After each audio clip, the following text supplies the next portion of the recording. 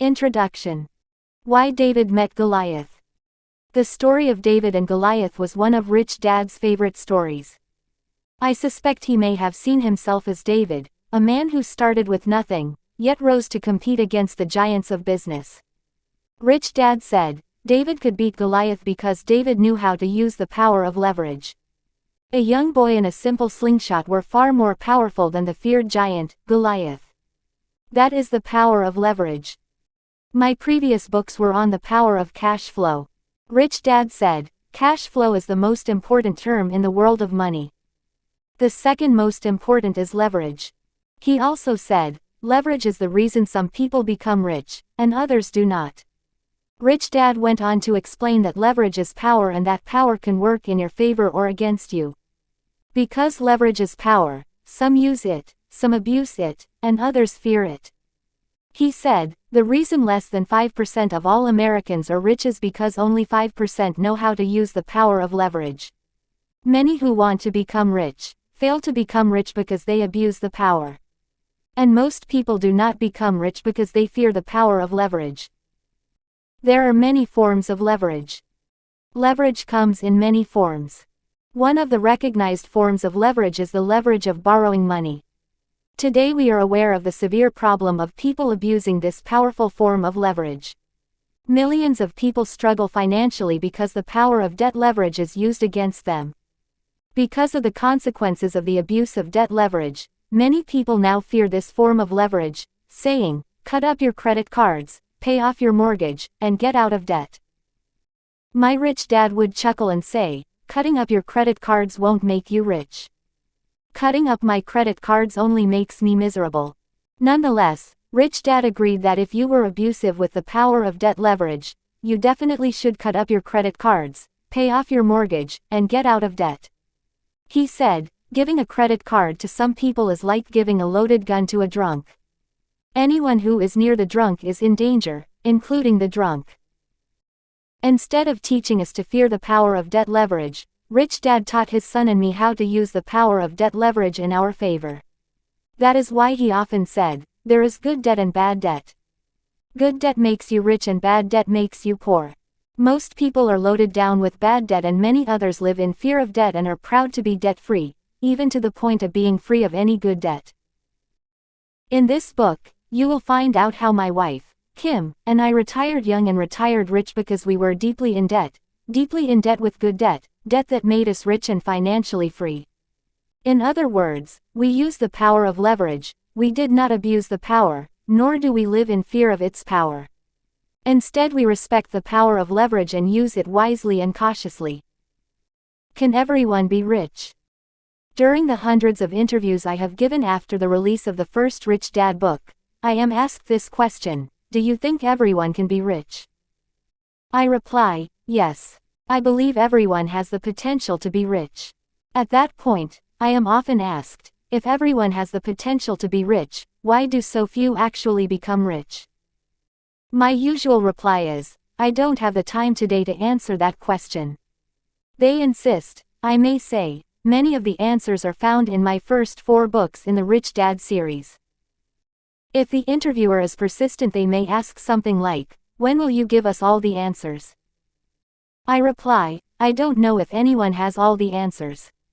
Even though I do not have all the answers, I am very happy to be finally bringing this book, book number 5 in the Rich Dad series, to you. This book will explain why I believe all of us already have the power and the potential to be very rich. And I do mean all of us, not just some of us. It will also explain how my wife, Kim, and I could retire young and retire rich, even though we started without any money. And it will also explain why some people are rich and why others are poor even though we all have the power and the potential to be very rich and retire young. It's all a matter of leverage. The first 4 books in the Rich Dad series were primarily about the power of cash flow. This book is about leverage. Why one entire book? The reason is because leverage is a very big word, encompassing and touching virtually everything in our lives. This book will focus on 3 important forms of leverage: leverage of your mind, plan and actions.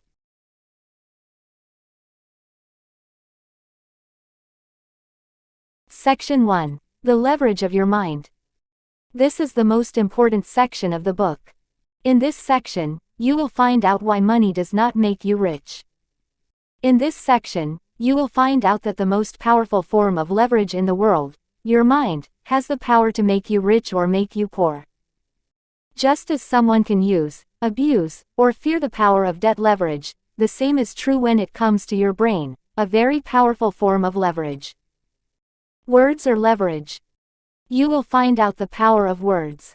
Rich Dad always said, words are leverage. Words are powerful tools for the brain. But just as you can use debt to make you rich or poor, words can be used to make you rich or poor. In this section, you will find out about the power of words and how rich people use rich words and poor people use poor words. Rich Dad often said, your brain can be your most powerful asset, or it can be your most powerful liability. If you use the right words in your brain, you will become very rich. If you use the wrong words, your brain will make you poor. In this section, you will find out about rich words and poor words. You will find out why Rich Dad said, it does not take money to make money. He said, getting rich begins with your words, and words are free. Why investing is not risky. In this book, you will find out why people who say, investing is risky, are some of the biggest losers in the investment markets. Again, it goes back to words. You will find out that what you think is real becomes your reality. You will find out why people who think investing is risky invest in the riskiest of all investments. It's caused by their reality. In this book, you will find out why investing does not have to be risky. In order to find safer, higher yielding investments, people must first begin by changing their words. As stated earlier, the power of leverage can be used, abused, or feared. In this section, you will find out how to use the leverage of your brain in your financial favor, rather than use it against you.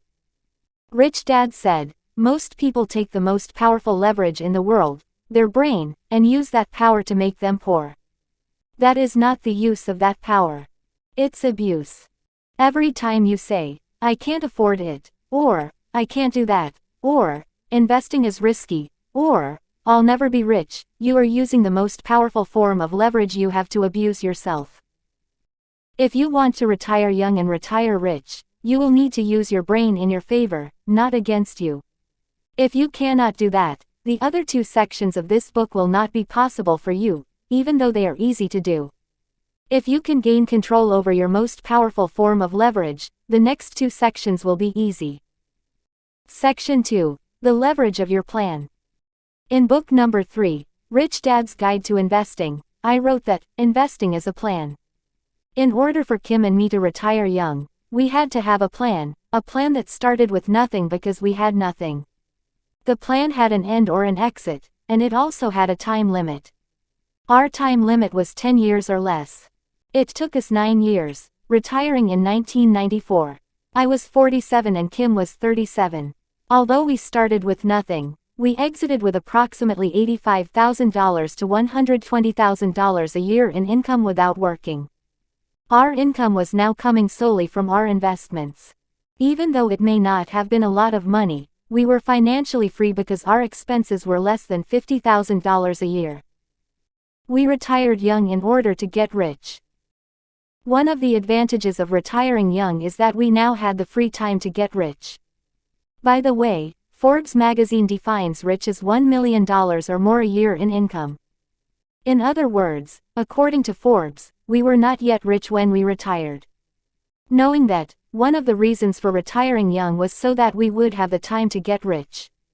After retiring, our plan was to spend time investing and building businesses. Today, not only do we have substantial real estate holdings, we have built a publishing company, a mining company, a technology company, and an oil company, as well as investments in the stock market. As Rich Dad often said, The problem with having a job is that it gets in the way of getting rich. In other words, we retired young so that we would have the time to become rich. Today, our income per year from our investments and businesses is in the millions and is climbing steadily, even after the stock market crashed. Everything is going according to plan. In book number 3, Rich Dad's Guide to Investing, I wrote that most people have a plan to be poor. That is why so many people say, when I retire, my income will go down. In other words, they are saying, I plan on working hard all my life and then I will become poorer after I retire. That may have been an okay plan in the industrial age, but that is a very poor plan in the information age. Millions of workers are now counting on their retirement plans, plans such as a 401k, IRA, superannuation plans of Australia, RRSP plans of Canada, and other plans to be there when they retire. These plans are what I call information age retirement plans. I call them that because in the information age, employees are now responsible for their retirement. In the industrial age, it was the company or the government that would take care of your financial needs once your working days were over. There is one tragic flaw in these information age retirement plans. The flaw is that most of these plans are indexed to the stock market, and as you may have noticed, stock markets go up and stock markets go down. It shocks me to realize that millions and millions of hardworking people are now betting their financial future and their financial security on a stock market. What will happen to these workers if, for example, they are 85 years old and their retirement plan is wiped out, either by depletion, theft, or a market crash? Are you going to say to them, get a job and begin saving for retirement? That is why I am concerned and why I write and why I teach. I believe we need to better educate and better prepare people for the information age, the age where we all need to know a lot more about money, the age where we all need to be more financially responsible and depend less on a company or government to take care of us when our working days are over. Just look at the numbers. In the year 2010, the first of 75 million baby boomers began to retire. Over the years, let's say that each of these 75 million retirees begins to collect just $1,000 per month from the promised government retirement plan that they have contributed to, and another $1,000 per month from the financial markets. If my math is correct, 75 million x $1,000 comes to $75 billion per month from the government program and another $75 billion from the financial markets. $75 billion per month coming out of the government and from the financial markets will have a dramatic impact on both institutions. What will the government do? Increase taxes. What will the financial markets do when $75 billion comes out of the market instead of going in? Advise you to buy and hold, invest for the long term, and diversify your portfolio. Will the financial advisors continue to say, the stock market on average always goes up? I don't have a crystal ball and I do not pretend to predict the future, but I can say this much. A combined $150 billion coming out of these two large institutions instead of going in will cause a few ripples in the economy. The old plans from the old economy will cause millions of people financial hardship once their working days are over. Millions in America do not have a company retirement plan or personal retirement plan. What will they do? Look for a job. Work all their lives. Move in with their kids or grandkids. Planning to work hard all your life is a poor plan. Even though it's a poor plan, millions of people have this plan, even some people who are making a lot of money today. They are working hard today but have nothing set aside for tomorrow. For many baby boomers, time, our most important asset, is running out. Then I hear people say, I won't need much money after I retire. My house will be debt-free and my living expenses will go down. While it is true that your living expenses may go down, what goes up are your medical expenses. Already medicine, health, and dental care are too expensive for many working people. What will happen when the medical industry is faced with millions of retirees who need health care to live, but have no money to pay? And if you believe in Medicare saving you, then you probably believe in the Easter Bunny also. Maybe this is why Alan Greenspan, former chairman of the Federal Reserve Board, said, we need to start teaching financial literacy in our schools. We need to start teaching our kids to take care of themselves financially, rather than teaching them to expect the government or the company they work for to take care of them after they retire. If you want to retire young and retire rich, you will need a better plan than most people have. Section 2 is about the very important leverage of having a plan on how to retire young and retire rich. Section 3. The leverage of your actions. There is an overused story about 3 birds sitting on a fence. The question is, if 2 birds decide to fly away, how many birds are left? The answer is, 3 birds are left. The lesson is, just because you decide to do something does not mean you will do what you decide to do. In the real world, less than 5% of the US population is rich because 95% of the population may want to be rich, but only 5% take any action. In book number 4, Rich Kid Smart Kid, I write about how our school system punishes kids for making mistakes. Yet, if you look at how we learn from our mistakes. Most of us learn to ride a bicycle only by falling off a few times.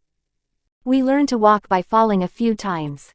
Then we get to school, and we are taught not to fall.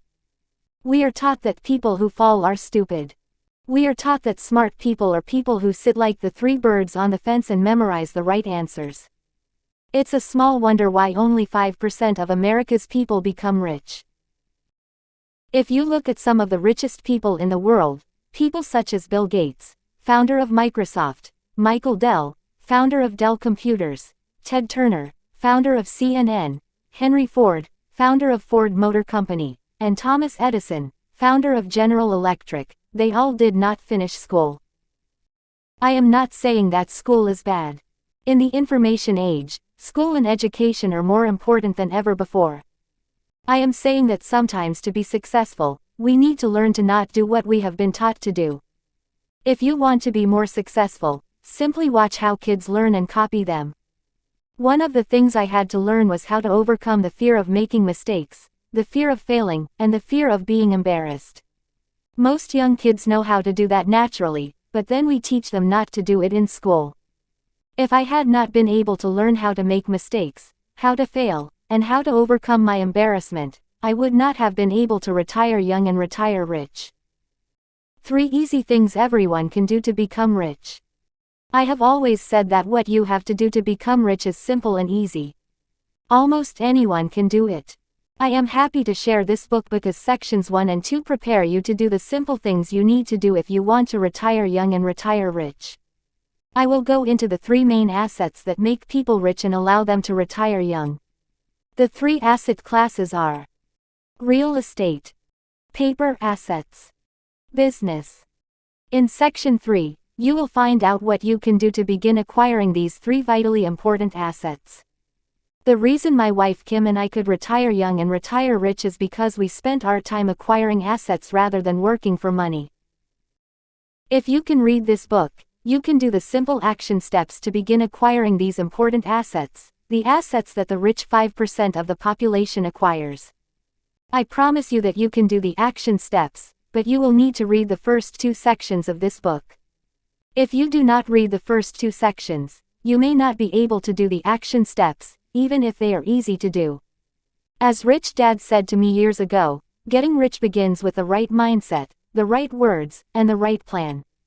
After you have that, the action steps are easy. So why did David meet Goliath? Rich Dad's answer to this was, David met Goliath so he could meet the giant inside of himself. He also said, inside each of us is a David and a Goliath. Many people are unsuccessful in life because they run when they meet Goliath.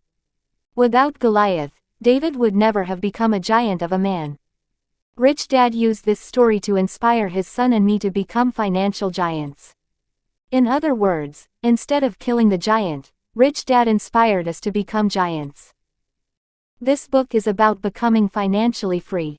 Kim and I achieved that freedom by acquiring and building assets that work hard so we do not have to work. Once we were free, we simply continued to build our portfolio of the 3 asset classes, which are businesses, paper assets, and real estate, into giant portfolios. We retired young and became richer and richer by using all the leverage we could to build these assets. Today those assets produce more and more income while we work less and less. If you would like to do the same, this book is for you. This book is written to assist you in finding your own financial freedom, freedom from the drudgery of earning a living. In closing, David became a giant by using all the leverage he could. You can do the same. This book is about bringing out the giant in you. The leverage of your mind. The most powerful form of leverage we have is found in the power of our minds. The problem with leverage is that leverage can work in your favor or against you. If you want to retire young and retire rich, the first thing you must do is use the power of your brain to make you rich. When it comes to money, too many people use the power of their brain to make themselves poor. As Rich Dad said, one big difference between the rich and the poor is that poor people say, "I can't afford it," more often than rich people. He also said, "In Sunday school I learned, and the word became flesh." Continuing on, he said, "Poor people use poor words, and poor words create poor people. Your words do become flesh." In this section, you will learn the difference between rich words and poor words, fast words and slow words. You will find out how to change your financial future by changing the words you use and the way you think. If you can change your words and your thoughts to those of the rich, retiring young and retiring rich will be easy. Chapter 1. How to become rich and retire young. The following is the story of how my wife Kim, my best friend Larry, and I began our journey from broke, to rich, to retired in less than 10 years. I tell this story to encourage any of you who may be doubtful or in need of some self-confidence to begin the journey to retiring young. When Kim and I started, we were nearly out of money, low on confidence, and filled with doubt. We all have doubts. The difference is what we do with those doubts. The journey begins. In December of 1984, Kim, my best friend, Larry Clark, and I were skiing in Vancouver, British Columbia, on Whistler Mountain. The snow was very deep, the runs were long, and the skiing was excellent, although very cold. At night, the three of us sat in a little cabin that was snuggled in between tall pines, barely visible because the snow was up to the roof. Sitting around the fire every night, we would discuss our plans for the future. We had very high hopes, but very little resources. Kim and I were on our last few dollars, and Larry was in the process of building another business. Our discussions ran late into the night, every night. We discussed books we had recently read as well as movies we had seen. We listened to educational tapes we had brought along and then discussed the lessons on those tapes in depth. On New Year's Day, we did what we do every year. We set our goals for the coming year. But this year, our goal-setting session was different. Larry wanted to do more than just set goals for the coming year. He wanted us to set goals that changed our lives by changing our realities. He said, "Why don't we write a plan on how we can all become financially free?" I listened to his words and heard what he said. But I could not fit what he said into my reality. I had talked about it, dreamed about it, and knew that someday I would do it. But the idea of being financially free was always an idea in the future, not today, so the idea did not fit. Financially free? I asked. The moment I heard my voice, I knew how much a wimp I had become. My voice did not sound like the old me. "We've talked about it many times," Larry said, "but I think it is time to stop talking, stop dreaming, and start committing. Let's write it down. Once we write it down, you know we have to do it. Once we write it down, we'll support each other on this journey." Since we were almost out of money, Kim and I looked at each other. The glow from the fire illuminated the doubt and uncertainty on our faces. "It's a good idea, but I think I would rather just focus on surviving for the next year." I had just left the nylon and Velcro wallet business. After it crashed in 1979, I spent the next 5 years rebuilding the business and then walked away from it. I walked away early because the business had changed drastically. We were no longer manufacturing in the United States. In order to compete with increasing competition, we had moved our factories to China, Taiwan, and Korea. I left the business because I could no longer stand the idea of using sweatshop child labor to make me rich. The business was putting money in my pocket, but it was taking life out of my soul. I was also not getting along with my partners. We had grown apart and did not see eye to eye. I walked away with very little equity. I just could not continue to work in a business that violated my spirit and with partners I could not talk to. I am not proud of how I left, yet I knew it was time to leave. I had been there for 8 years and I had learned a lot. I learned how to build a business, how to destroy a business, and then how to rebuild it. Although I walked away with very little money, I did walk away with priceless education and experience. "Come on," said Larry. "You're being a wimp. Instead of setting simple one-year goals, let's go for it. Let's set a big multi-year goal. Let's go for freedom." "But we don't have much money," I said, looking over at Kim, whose face reflected my concerns. "You know we're starting over again. All we want to do is survive for the next 6 months and maybe a year. How can we think about financial freedom when all I can think about right now is financial survival?" Again I was shocked at how wimpy I sounded. My self-confidence was really low. My energy was really low. Even better. Think of this as a fresh start. Larry was now on it. He would not stop. "But how can we retire early when we don't have any money?" I protested. I could hear more and more of the wimp in me coming out. I felt weak inside and did not want to commit to something just yet. I just wanted to survive for the financial short term and to not think about the future. "I did not say we were going to retire in a year," said Larry, now irritated with my wimpy responses. "All I am saying is, let's plan on retiring now. Let's write down the goal, create a plan, and then focus on the idea. Most people do not think about retiring until it's too late, or they plan on retiring when they're 65. I don't want to do that. I want a better plan. I don't want to spend my life working just to pay bills. I want to live. I want to be rich. I want to travel the world while I am young enough to enjoy it." As I sat there listening to Larry sell me on the benefits of setting such a goal, I could hear the little voice inside me telling me why setting a goal to be financially free and retiring early was unrealistic. It even sounded impossible. Larry continued. He did not seem to care if Kim or I were listening, so I tuned him out as I began to think about what he had said. Silently, I said to myself, setting a goal to retire early is a good idea, so why am I fighting it? It is not like me to fight a good idea. Suddenly, in my silence, I began to hear my rich dad saying, "The biggest challenge you have is to challenge your own self-doubt and your laziness. It is your self-doubt and your laziness that define and limit who you are. If you want to change who you are, you must take on your self-doubt and your laziness. It is your self-doubt and laziness that keep you small. It is your self-doubt and laziness that deny you the life you want." I could hear Rich Dad driving home his point, saying, "There is no one in your way except you and your doubts. It is easy to stay the same. It is easy not to change. Most people choose to stay the same all their lives. If you will take on your self-doubt and your laziness, you will find the door to your freedom." Rich Dad had had this talk with me just before I left Hawaii to come on this trip. He knew I was probably leaving Hawaii for good. He knew I was leaving my home and a place I felt very comfortable in. He knew I was venturing out into the world without any guarantees of security.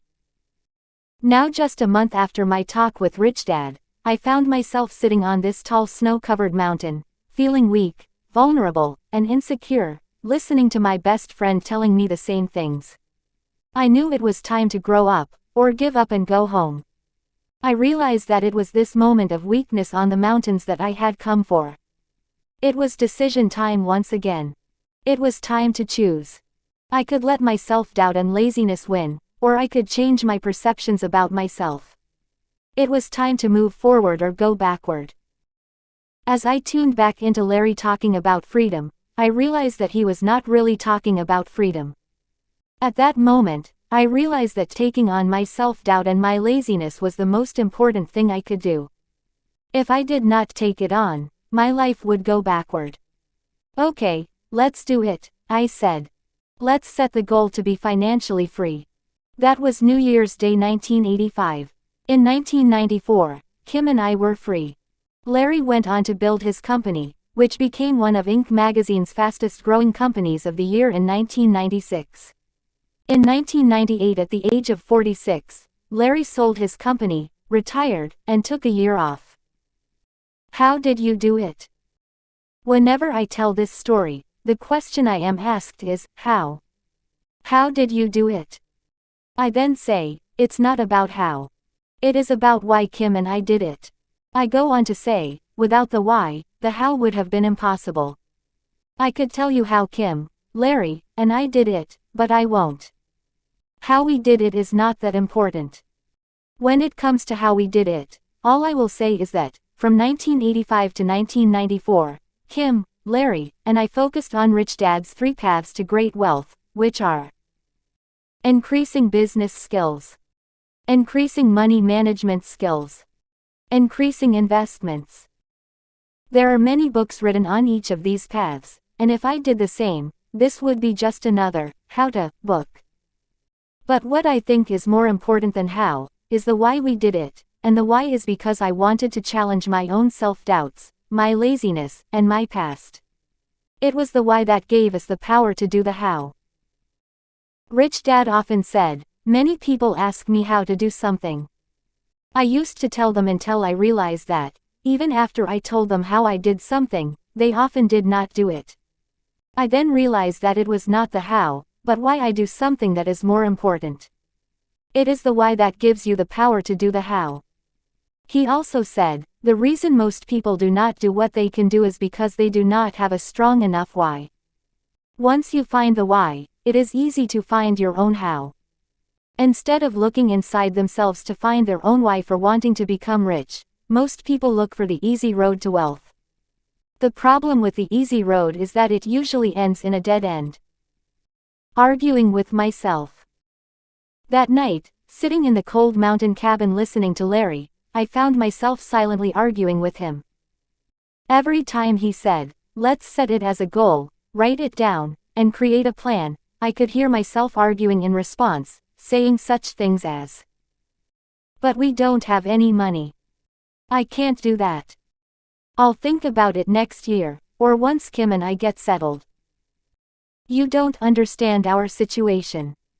I need more time. Over the years, my rich dad had taught me many lessons. One of the lessons was, if you find yourself arguing with a good idea, you may want to stop arguing. That night as Larry went on and on about getting rich and retiring early, I again heard Rich Dad warning me about arguing against a good idea. Explaining further, Rich Dad said, whenever someone says something like, I can't afford it, or, I can't do it, to something they want, they have a big problem. Why in the world would someone say, I can't afford it, or, I can't do it, to something they want? Why would someone deny themselves the things they want? It makes no logical sense. As the fire crackled in the fireplace, I found myself arguing against something I wanted. Why not retire rich and retire early? I finally asked myself. What would be wrong with that? My mind began to open slowly, and I repeated silently to myself, why am I arguing against the idea? Why am I arguing against myself? It is a good idea. I have talked about it for years. I did want to retire by 35, and now I'm almost 37 years old and I'm not even close to retiring.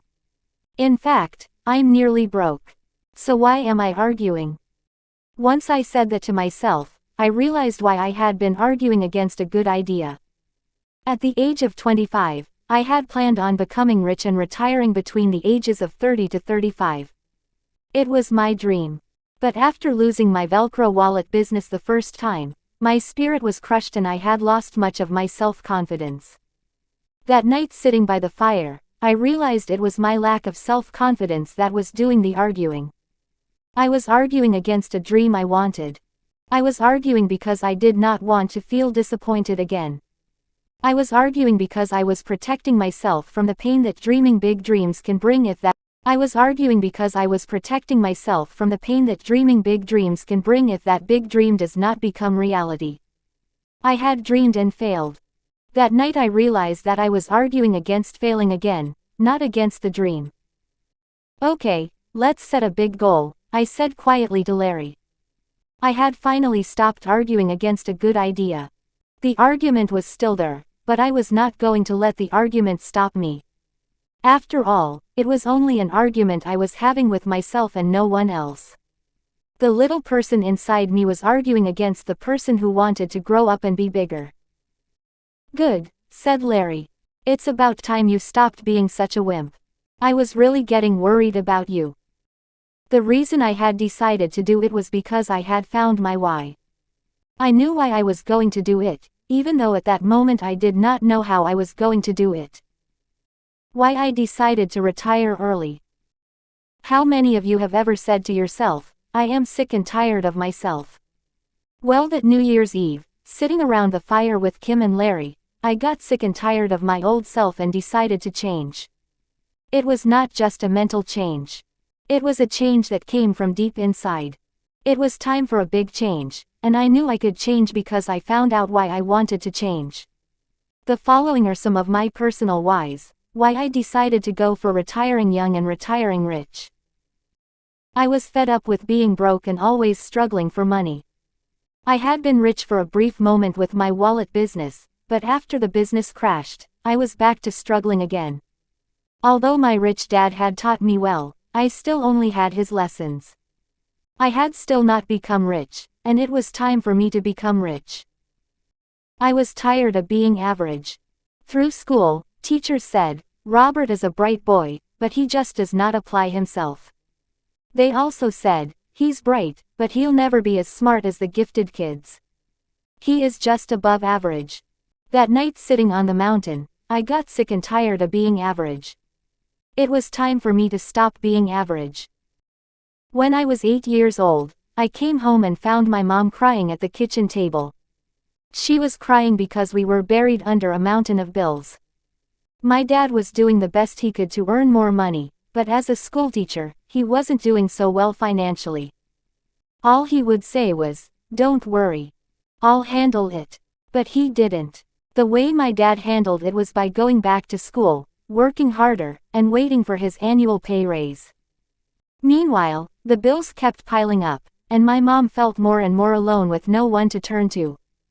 My dad did not like to discuss the subject of money, and if he did, he only got angry. I remember deciding at the age of 8 to find the answers that could help my mom.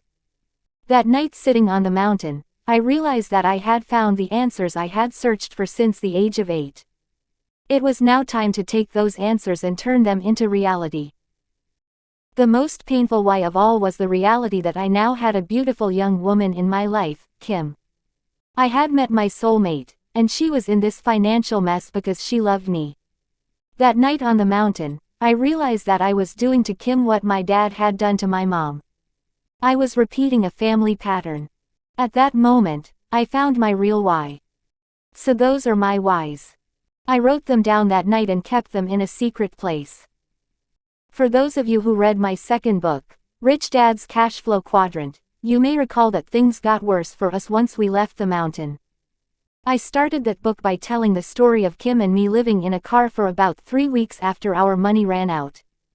So things did not get better just because we made the decision to retire rich, but it was the reasons why that kept us going. Things did not go well for Larry either after leaving the mountain. He too had substantial financial setbacks in the late 1980s, yet his whys kept him going. I found out, as my rich dad did, that I cannot tell anyone how to get rich. I now first ask people why they want to become rich. Without a strong enough why, even the easiest how to get rich will be too hard.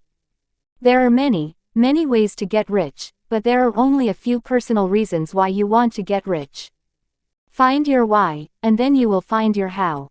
As the old saying goes, where there is a will, there is a way. For me, finding my will made finding my way possible. Without the will, the way would have been way too hard. A suggestion. I learned years ago that passion is a combination of love and hate. Unless someone has a passion for something, it is difficult to accomplish anything. Rich Dad used to say, if you want something, be passionate. Passion gives energy to your life. If you want something you do not have, find out why you love what you want and why you hate not having what you want. When you combine those two thoughts, you will find the energy to get off your seat and go get anything you want. So you may want to start with a list comparing loves and hates. For example, I would create the following list. Love, hate. Being rich, being poor, being free, being required to work, buying anything I want, not having what I want, expensive things, cheap things, having other people do, doing things I don't, what I don't want to do. My suggestion is, you may want to start your list of loves and hates in the space listed below. If you need more space, which I hope you do, find a much larger sheet of paper. May you live your life with more and more passion. Your loves, your hates. So sit quietly to find and define your loves and hates. Then write down your whys. Write down your dreams, goals, and plans on becoming financially free, retiring early, and retiring as young as possible. Once it is in writing, you may want to show it to a friend who will support you in achieving your dreams. Take a look at this paper with your dreams, goals, and plans on a regular basis. Talk about it often, ask for support, be willing to continually learn, and before you know it, things will begin to happen. As a final comment, I have heard many people say, money does not make you happy. That statement has some truth to it. But what money does do is buy me the time to do what I love, and pay other people to do what I hate doing. Chapter 2. Retire as young as you can. After nearly 10 years of hard work and struggle, I had become financially free at the age of 47. That year, in 1994, a friend called and said, be sure you take at least a year off after the business is sold. A year off? I replied. I'm going to retire and take the rest of my life off. No you won't, said my friend Niall. Niall had been a member of the team that started and built several major businesses, two of them being MTV and CMT, Country Music Television, back in the early 1980s. After having built and sold some of those businesses, he retired at the age of 41. We had become friends, and he was now passing on his lessons from retirement to me. In less than 3 months, you'll be bored and you'll start another company, he said. The hardest thing for you to do is to do nothing. That's why I recommend you set a goal to wait at least a year before even thinking about starting another business. I laughed and tried to reassure him that I was retired for good. I have no plans on starting another business, I said. I'm retired. I'm not going back to work. The next time you'll see me you won't recognize me. I won't have a suit on nor will I have short hair. I'm going to look like a beach bum. Niall heard my words, yet he was insistent. He wanted me to hear and understand what he was trying to tell me. It was important to him that I understand his message. After a very long conversation, he was beginning to get through to me. Finally I heard him when he said, very few people have the opportunity you have. Not many people are financially able to stop working and do nothing. Not many people can truly retire in midlife, during your prime earning years. Most people can't afford to stop working, even if they want to. Even if they hate their job, they can't stop working. So don't take this gift lightly. It is a gift few people will ever be presented with, so take it. Take a year to do nothing. Niall went on to explain that most entrepreneurs sell their businesses and start another business right away. He said, I used to build a business, sell it, and start immediately building another one. I had built and sold 3 businesses by the time I was 35. I had a lot of money, but I could not stop working. I did not know what stopping meant. If I was not working, I felt useless and felt I was wasting time, so I would work harder. My hard work was robbing me of life and time with my family. Finally I realized what I was doing and decided to do something different. After I sold my last business and put the check for millions in the bank, I decided I would take a year off.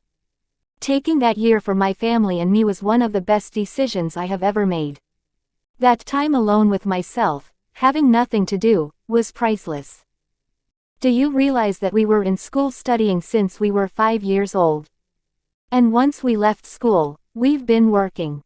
Very few people have the luxury of at least 1 year to sit and just think and be with yourself. He told me that as soon as his affairs at home were tied up, he and his family moved to a remote island in Fiji and sat on the beach. He said, "For months, I just sat on the beach, gazed at the crystal blue ocean, and watched my kids enjoy a life we all dream about." Once they had had enough of Fiji, he moved his family to Italy and sat there for months doing nothing. "It was a full year before I became a sane human being again," he said. "I had no idea how hard it would be to stop waking up and thinking I had something to do, a meeting to attend or a plane to catch, in order to make enough money to pay the bills. It took a full year for me to slow down and let the adrenaline leave my body. It took a full year of relaxing to slow down enough so I could think straight and become whole again. I was 41 years old. For 36 years, I had been running to get somewhere, and now I was there. The hardest thing I had to do." Niall was correct. The hardest thing about being retired was having nothing to do. After years of school, classrooms, tests, meetings, airplanes, and deadlines, I was truly conditioned to get up and rush off to do something. Just before retiring, I remember how I hated the pressure and the worry of work. I remember thinking, only 6 more months and I will be free. I can retire and do nothing. I can't wait until the business is sold and I can stop this madness. In September of 1994, the sale and transfer of assets out of the business were complete. I put some money in the bank, invested in a few more apartment houses and warehouses, and formally retired. I was 47 and my wife, Kim, was 37. We were financially free with the rest of our lives yet to live and enjoy. And just as Niall warned, within weeks after selling the business, I was restless. I continued to wake up early, only to realize that I had no plans for the day. I had no one to call, and no one called me. I was alone in my house with nowhere to go. I was soon restless and irritable. I felt useless and unwanted. I felt like my life was being wasted and I was unproductive. I wanted desperately to work on something, but there was nothing for me to do. Niall was correct. For me, having nothing to do was the hardest thing to do. Kim had her business of investing and managing her real estate portfolio. She enjoyed it and went about it at her own pace. She would find me in the kitchen, bumping around trying to do nothing. "Are you looking for something to do?" she would ask. "No," I replied. "I'm just looking for a way to do nothing." "Well, let me know when you find nothing to do and we can do it together," Kim said with a grin. "Why don't you call your friends and get together and do something?" "I did," I replied. "But they're all busy at work. They don't have any free time." After a few months of trying to do nothing, Kim and I decided to vacation in Fiji where Niall went for part of his year off. I was excited about just going somewhere, even if it was to just do nothing. Within 3 weeks of deciding to go to Fiji, we arrived by seaplane and were greeted by smiling Fijians with flower leis and tropical drinks. As Kim and I walked down the long pier that jutted out over the crystal blue water, I thought I had arrived on Fantasy Island and was waiting to hear a short chubby guy say, "Boss, de plane, de plane." This island was more beautiful than Niall had described. I could not believe its beauty. Being raised in Hawaii, I could not help but say to myself, this is the way Hawaii used to be and this is how Hawaii should be. Yet as fabulous as this secluded island was, it was too slow for me. I could not believe that paradise was making me crazy. I would get up, have a healthy breakfast of fruit, jog for a while, and then spend the day at the beach. After an hour, I was stir-crazy. As beautiful as the beaches of this island were, I was ready to get back to the States and start a new business. I did not know why I had promised Niall that I would take at least a year off. 2 weeks were all that I could take of paradise. Kim could have stayed forever, but I was ready to get home to Arizona. Why I needed to get home, I do not know, but we left paradise and headed home. Sitting at home was not much better than sitting on the beach, but at least I had my car and familiar places to keep me distracted. A new neighbor came over to introduce himself one day. He too was retired, but he was about 20 years older than I was. He was 68 years old and had been a high-profile manager of a Fortune 500 company. Every day he would come over and talk about the news, weather, and sports.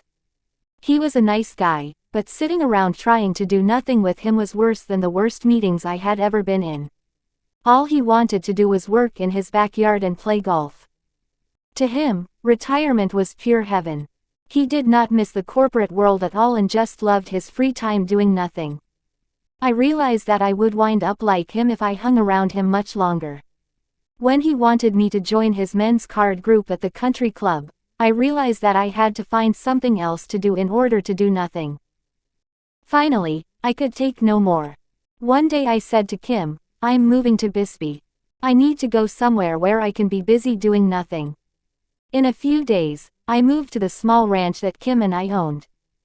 It is a beautiful yet secluded piece of land, hidden in a valley, covered with tall oak trees, an intermittent stream, with lots of deer and an occasional mountain lion, nestled high in the mountains on the New Mexico-Arizona border. I had finally found my place to take my year off, a place where I could be busy doing nothing. After a few days of just sitting in the mountains in my cabin without television or radio reception, I began to calm down and settle into my year off. My breathing slowed down and so did my pace. Peace and tranquility became a part of everyday life, rather than the pressure of meetings and deadlines. My year off had finally begun, and it was, as Niall said, a gift few people will ever be presented with, so take it. It had taken me nearly 6 months to slow down enough to begin my year off. Starting life over again. Sitting alone in my mountain cabin, I had the time to reflect on my life. I thought of all the stupid and impulsive things I had done in my youth. I thought about the choices I made and how each choice, even though not a brilliant choice, had been important in shaping who I eventually became in life.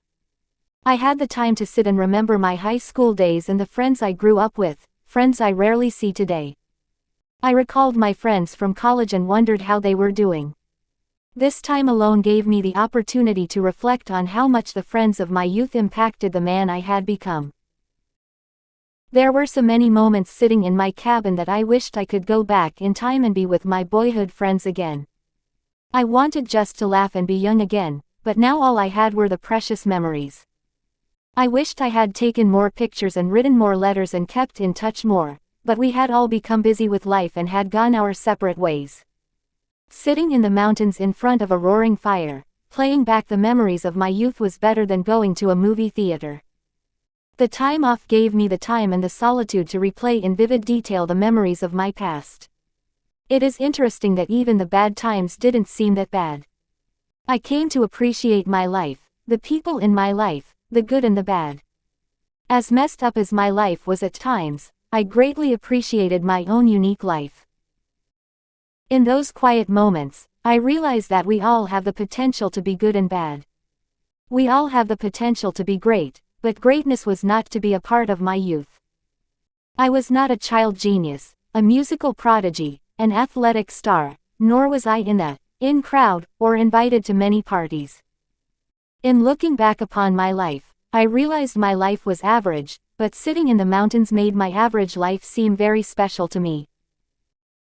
I had time to think about my family, old friends, guys I played sports with, old girlfriends, and old business partners. I thought about choices I had made and wondered what would have happened if I had made different choices. Choices such as, what would have happened if I had married my girlfriend from college, settled down, and had kids, as she wanted to do? What would have happened to my life if I had not decided to become a pilot and fly in Vietnam? What would have happened if I had avoided the war as most of my friends did? What would have happened if I had gone for my master's degree instead of starting my nylon and Velcro wallet business? What would have happened if I had not lost 2 businesses before finally having one succeed? What would have happened if I had not met Kim and gotten married? What if Kim had not stuck it out with me when times were really bad? And most importantly, What did I learn and who did I become because of the successes and failures my life had presented me? It is true that you cannot change your past, but you can change your opinion of your past. Up until this time in the mountains, my past was just a blur. It was just a series of people and events that whirred by as I rushed through each day of my life. The solitude in the mountains gave me the opportunity to stop my life and take a look at it. There are many things I have done in the past that I am not proud of and would not do again. There are many mistakes I wish I had not made and lies I wish I had not told. There are many dear friends and loved ones that I hurt along the way. There are many people I love dearly but I do not talk to anymore because we disagreed on something silly. During this year off, I found out how important those events were in my life. Sitting alone in the quiet of the mountains, I reconnected with my past friends, family, and myself and thanked them all for being a part of my life. Sitting alone in the mountains, I had the time to say, thank you, to my past and prepare for the future. Today when I speak to groups about taking a year off, I say, the best thing about retiring early and taking that year off in midlife was that it gave me a chance to start life over again. 18 months after selling my business and retiring, I finally drove out of the mountains of southern Arizona. As I left, I really did not know what I was going to do next. I just knew that I wanted to do things differently. In my Apple Macintosh computer was the rough draft of Rich Dad Poor Dad and in my briefcase was a rough sketch of my Cashflow 101 game. The second half of my life had begun. This time it was my life. It was no longer a life driven by the wishes and dreams of my parents, teachers, friends, or the dreams of a child. I was now older, wiser, smarter, less reckless, and a bit more trustworthy. The second half of my life had begun, and this time it was to be my life on my terms. And that is the main reason I recommend retiring as young as possible. It will give you a chance to start your life over. A suggestion: regardless if you can retire early or not, I suggest taking at least an hour each month to reflect on your life. Taking the time to reflect on my life, I discovered that what I thought was important was not that important. What was important was where I was at, not where I was going. There is no one more important than the person in front of you at that moment. Take that moment to be with him or her. Time is precious. Don't waste it. Appreciate it. Sometimes stopping for a moment is harder than staying busy. For me, the best thing about retiring early was learning to appreciate life, even if it was hectic, stressful, and filled with problems. I found out that I did not know what to do if I had nothing to do. Today, I truly appreciate the hustle and bustle of life because I know what it is like to sit around doing nothing. So whatever state your life is in at present, take a moment to appreciate it, because tomorrow it will only be a memory. Chapter 3. How I Retired Early.